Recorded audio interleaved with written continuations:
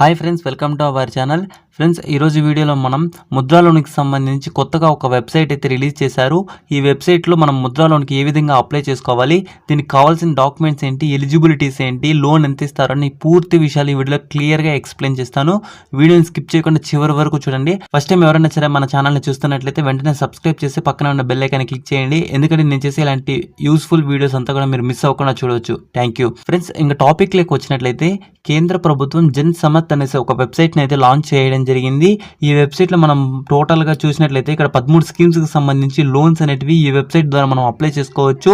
అలాగే దీనికి సంబంధించి 4 రకాల లోన్స్ కేటగిరీస్ అయితే ఉన్నాయి. అలాగే 125 మంది ప్లాట్ఫామ్స్లో అయితే వీళ్ళు లోన్ అనేది ప్రొవైడ్ చేస్తూ ఉన్నారు. ఫ్రెండ్స్, ఈ కొత్త వెబ్సైట్లో మనం ఇంతకుముందు మనం ముద్రా లోన్కి అప్లై చేయాలంటే ఎస్బీఐ ఈ ముద్రా లోన్ కానీ లేకపోతే యూనియన్ బ్యాంక్ ఈ ముద్రా లోను ఇలా చాలా బ్యాంక్స్కి డైరెక్ట్గా మనము ఇండివిజువల్గా ఈ ముద్రా లోన్ అనే వాళ్ళ వెబ్సైట్ని అయితే ఉపయోగించి మనం ముద్రా లోన్కి అయితే అప్లై చేసేవాళ్ళము. కేంద్ర ప్రభుత్వం అన్ని బ్యాంకులకు సంబంధించి ముద్రా లోన్కి సంబంధించి ఒకే ఒక వెబ్సైట్ని అయితే లాంచ్ చేశారు. అంటే మనం ముద్రా లోన్కి అప్లై చేయాలంటే డైరెక్ట్గా మనం ఈ వెబ్సైట్లో అయితే మనం అప్లై చేసుకోవచ్చు. ఫ్రెండ్స్, అలాగే ముద్రా లోన్కే కాకుండా ఇలాగ మనకు 13 స్కీమ్స్కి సంబంధించి లోన్స్ అంటే మనకి ఎడ్యుకేషన్ లోన్ కానీ, అగ్రికల్చర్ లోన్ కానీ, బిజినెస్ లోన్స్కి సంబంధించి ఇలా చాలా లోన్స్ని అయితే మనకు ప్రొవైడ్ చేస్తూ ఉన్నారు. మనకు ముద్రా లోన్ అనేది కొత్తగా ఎవరైతే సెల్ఫ్ ఎంప్లాయిడ్ బిజినెస్ స్టార్ట్ చేయాలనుకుంటున్నారో వాళ్ళకైతే ముద్రా లోన్ అనేది ఇస్తున్నారు. ఇప్పుడు మనం ఈ ముద్రా లోన్కి సంబంధించి ఎలిజిబిలిటీస్ ఏంటి అనేది చూసినట్లయితే ఇక్కడ క్లిక్ ఎలిజిబిలిటీస్ అనేసి ఒక ఆప్షన్ కనిపిస్తుంది కదా. ఈ క్లిక్ ఎలిజిబిలిటీస్ అనే ఆప్షన్ మీద క్లిక్ చేస్తే మనకు లోన్కి సంబంధించి కొన్ని డీటెయిల్స్ అయితే రావడం జరుగుతుంది.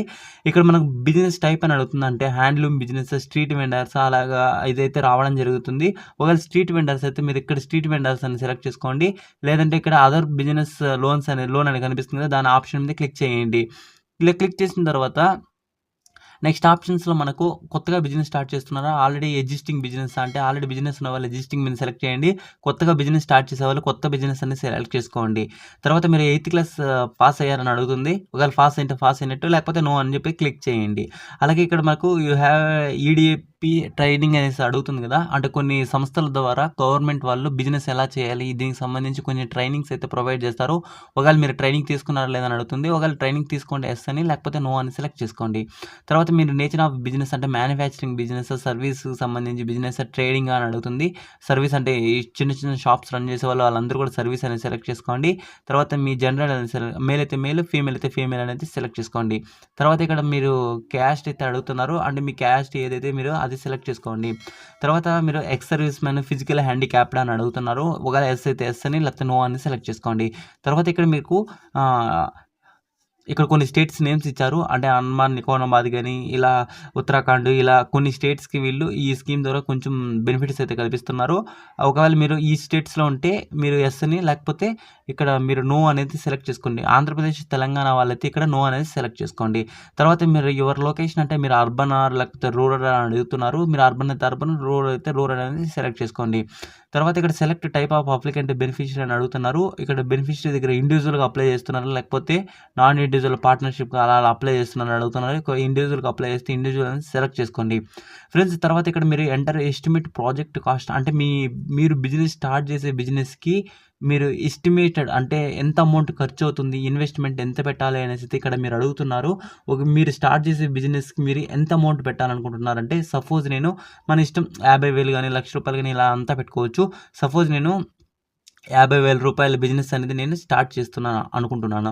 ఇప్పుడు 50,000 బిజినెస్కి సంబంధించి మీరు ఎస్టిమేటెడ్ కాస్ట్ టోటల్ మీ బిజినెస్ స్టార్ట్ చేయడానికి 50,000 అవుతుంది. ఇక్కడ మీరు ఇన్వెస్ట్ అంటే మీరు ఓన్గా ఎంత అమౌంట్ అనేది మీ దగ్గర మీరు ఓన్గా ఇన్వెస్ట్ చేయాలనుకుంటున్నారు. సపోజ్ ఇప్పుడు మీ దగ్గర అమౌంట్ ఉండదు, బిజినెస్ పెట్టాలనుకుంటున్నట్లయితే ఇప్పుడు సపోజ్ మీ దగ్గర ఒక 5,000 రూపాయలు ఉన్నది అని అనుకున్నాం.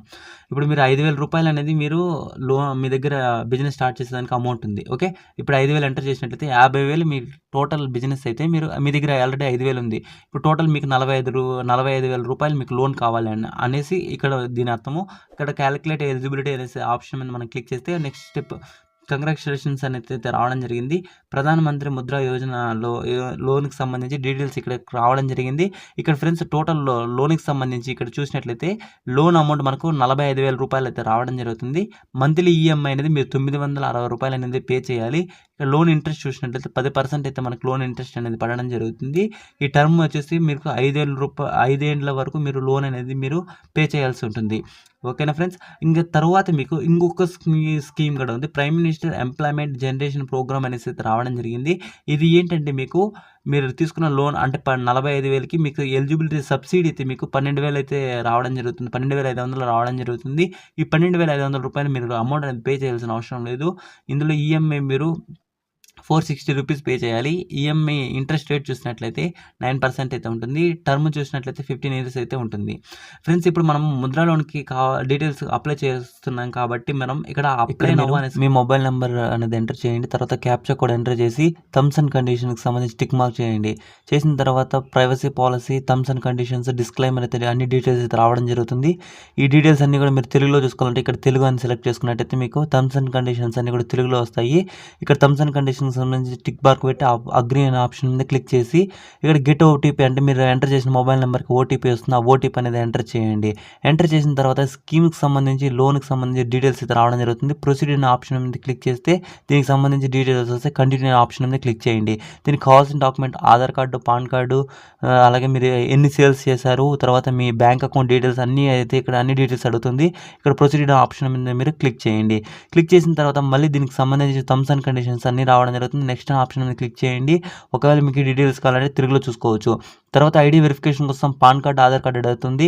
ఇక్కడ మీకు ఎన్ని స్టెప్స్ ఉన్నాయి అన్ని డీటెయిల్స్ ఇక్కడ క్లియర్గా రావడం జరుగుతుంది. ఇప్పుడు మనం పాన్ కార్డ్ మీద క్లిక్ చేసి పాన్ కార్డ్ నెంబర్ అనేది ఎంటర్ చేయండి. డేట్ ఆఫ్ బర్త్ ఎంటర్ చేసి ఇక్కడ మీకు సెలెక్ట్ అయిన ఆప్షన్ మీద క్లిక్ చేస్తే వెరిఫికేషన్ అయితే కావడం జరుగుతుంది. తర్వాత మీ ఆధార్ నెంబర్ ఎంటర్ చేసి టర్మ్స్ అండ్ కండిషన్స్ బాక్స్ పెట్టి క్లిక్ చేయండి. తర్వాత గెట్ ఓటీపీ అంటే మీ మొబైల్ నెంబర్కి ఓటీపీ వస్తుంది. అది ఎంటర్ చేస్తే సరిపోతుంది. ఒకవేళ మీ ఆధార్ నెంబర్కి మొబైల్ నెంబర్ లింక్ లేకపోతే ఇక్కడ అప్లోడ్ ఆధార్ కార్డ్ అనేది కనిపిస్తుంది కదా, front side back side upload చేసి సెలెక్ట్ అండ్ సబ్మిట్ చేసినట్లయితే మీ ఐడి వెరిఫికేషన్కి సంబంధించి ఆధార్ కార్డ్ అనేది వెరిఫై కావడం జరుగుతుంది. ఇలా వెరిఫై అయిన తర్వాత ప్రొసీడ్ అనే ఆప్షన్ మీద క్లిక్ చేయండి. ఇలా ప్రొసీడ్ చేసిన తర్వాత దీనికి సంబంధించి గ్రీన్ కలర్లో టిక్ మార్క్ పడి ప్రొసీడ్ అని మళ్ళీ అడుగుతుంది. మళ్ళీ ప్రొసీడ్ అనే ఆప్షన్ మీద మీరు క్లిక్ చేయండి. క్లిక్ చేసిన తర్వాత మనకు నెక్స్ట్ స్టెప్ అనేది ఈ విధంగా అడుగుతుంది. ఇక్కడ జీఎస్టీ నెంబర్ ఉన్నట్లయితే ఎస్ అని, లేకపోతే నో అని క్లిక్ చేయండి. అంటే మీరు బిజినెస్కి సంబంధించి ఇక్కడ బిజినెస్ అడ్రస్, మీరు నెలలో ఎన్ని సేల్స్ చేశారో అనేసి అయితే క్లియర్గా అడుగుతుంది. మీరు ఎన్ని సేల్స్ చేసి ఉంటే అన్ని సేల్స్ అని పెట్టండి, లేకపోతే 0 అని పెట్టేసి తర్వాత దీనికి సంబంధించి మనం బ్యాంక్ అకౌంట్ డీటెయిల్స్ అంటే బ్యాంక్ అకౌంట్ స్టేట్మెంట్ అనేది అప్లోడ్ చేయాలి.